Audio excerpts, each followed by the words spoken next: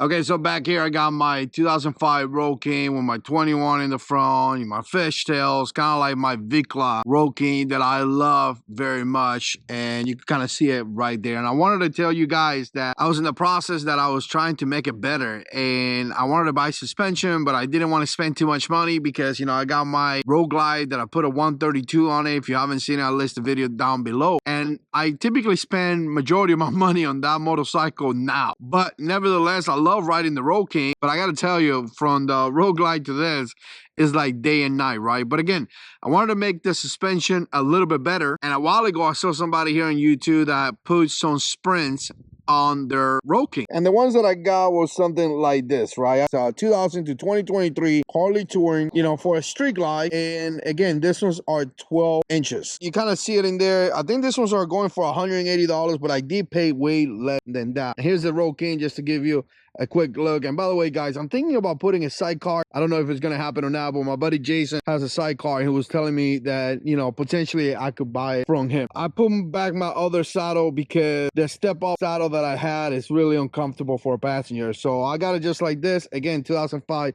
Road King. I love this bike. You guys seen this bike here in the channel, and this bike has been with me for many years. I do got to change the throttle cable. Look at this thing. The thing snapped. So again, I got to do that eventually. Here's a look from this side. So essentially I put the 12-inch springs. Like I said, I'm gonna give you a quick look for you guys to check it out, but obviously do your own research and ride it at your own risk, because obviously this is something that you got to be really careful with, is the suspension or your motorcycle. Here's a quick look of the shot, how it looks. Obviously there's two different ones. This is the one that is actually adjustable, and the other one is in the other side. Doesn't look like this. This one actually has the preload right here, and as you can see, I'm riding about 5 pounds, which is not much. Kind of see it right here. It fits great, guys. Even the saddlebag, the way that it sits right there, it sits just fantastic. Really no issues at all. Try to give you a really good look in case you're trying to do something like this. And here's the deal: when I got it and I put it on and I adjusted the preload, I started like a 15 or something like that, and it's really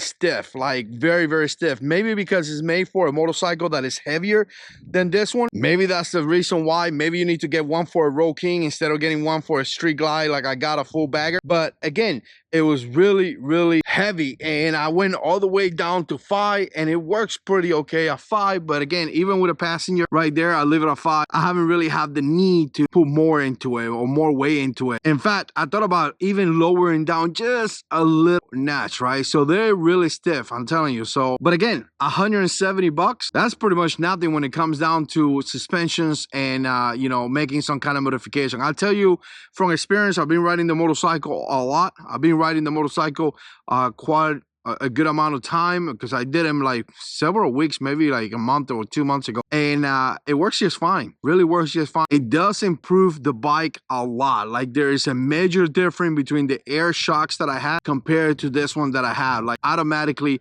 you're gonna see, or you're gonna feel the difference. So again, do it at your own risk. Let me know what you think, and as always, God is in control.